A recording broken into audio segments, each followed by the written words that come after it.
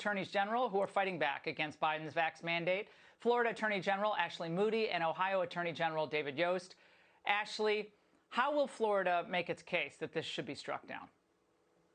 Well, Laura, if you look at what the White House Chief of Staff himself was bragging about when this was first announced, saying this was the ultimate workaround using an OSHA emergency rule. I mean, look at what it means when you try to do an ultimate workaround.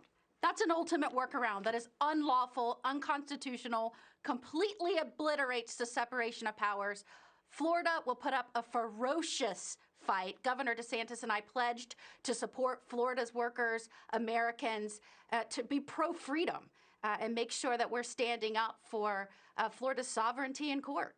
Now, in an actual line in this regulatory filing that you just held up for this vaccine mandate, they claim that the OSHA Act gives the Labor Secretary almost unlimited discretion to devise means to achieve the congressionally mandated goal of protecting employee health. Attorney General Yost, I'm going to go to Attorney General Yost for a moment. Is that correct, how they phrase that? It's absolutely not correct. Look, the president is not our nanny, he's not our doctor, and he's not the Congress. Laws are written by elected representatives, not by executive fiat. And furthermore, Congress did not delegate that much authority in the OSHA Act to reach this far. This is supposed to be about workplace limitations, a railing to keep you from falling off the scaffolding, protections around a chromium pit or an acid vat. Not something that's everywhere in the world. When you walk out of the workplace, it's still there, no matter where you go, the school, the church, the shopping mall. This isn't a workplace issue. It's a public health issue. And just like everything else that this administration is doing, he's trying to pound a round peg into a square hole. Now, Attorney General Moody, there's another portion of this filing that states, in determining the type of health effects that may constitute a grave danger under the OSHA Act, the Fifth Circuit emphasized the danger of incurable, permanent, or fatal consequences to workers, as opposed to easily curable and fleeting effects on their health. But I gotta say, wait a minute, COVID sounds like the latter. It's a temporary sickness, not a long-term disability. I know there's long COVID and people have talked about that, but overwhelmingly, it's a survivable illness that most people can get through, especially with early treatment. Much of the early treatment, of course, Fauci disavowed early on.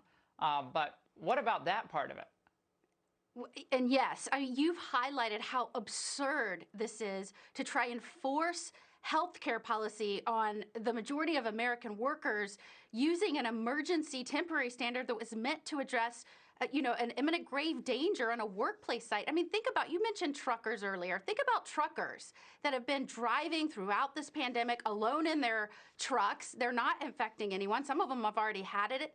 This in no way should be addressed through an emergency OSHA rule. Attorney General Yost, Biden's labor secretary has a, interesting defense of this rule. Watch. How confident are you that you have the legal status to go ahead and get this done? Yeah, we're confident in this. What we want to do is get to the other side of this virus. This is one step in moving there, making sure we have safety in the workplace. And what we want to do is prevent other deaths. And how do we do it? Making sure that workplaces are safe. Mr. Attorney General, how does forcing nurses and healthcare workers to quit or to be fired prevent deaths exactly? You'll have to ask him. That didn't make a whole lot of sense to me. But look, I think we've got to have to look at the collateral damage on this, aside from the legal implications. What happens to our supply chains that are already hopelessly snarled around the world? We're talking, this vaccine mandate is going to hit shipping, trucking, warehousing, distribution. It's going to pour sugar into the gas tank of our supply chains. Now, Attorney General Moody, the defense of this is it works. You keep hearing them say, oh, it works. Look, 98% of this company's workforce has taken the jab. And then you find out, of course, that thousands of people have been terminated from their positions, whether it's Washington State or New York or in some other cities in New England. And those are important positions. These aren't just like random restaurateurs. These are essential workers who are critical to our economy's safety and health. So what about that? Absolutely. working? I mean, we saw it here in Florida, where we had governments mandating vaccines, where some of our first responders already had it. We saw success when we pushed back. We'll continue to push back. But you hit the nail on the head, Laura. This is about control. When we had to force them to open back up our cruise industry, the judge that agreed with us said it was unprecedented, breathtaking, authoritarian. They will say anything to maintain control. They will use any emergency rule to push some sort of mandate on the American people. It's unconscionable. General Yost and I will continue to stand up and push back. And Mr. Yost, when you think about the level of immunity, natural immunity that is already circulating in the United States, with so many people already having been exposed to the virus, and yet they're doggedly refusing to acknowledge that natural immunity. This is a whole separate matter, but it dovetails into this discussion. What does that tell you about their real pro-science approach here when it's basic immunology at hand? Well, I think that they are bought into a particular storyline and a particular policy goal. And so they're saying whatever they feel they need to get there. This has been an administration that has made no bones that it's frustrated by the fact that the elected representatives of the people, the Congress, can't agree to do the things they want. They just don't have the votes. And so they're turning to force, executive fiat, ruling by edict. And the president said a couple of months ago that he was losing patience. Frankly, I'm losing patience with his lawless ways.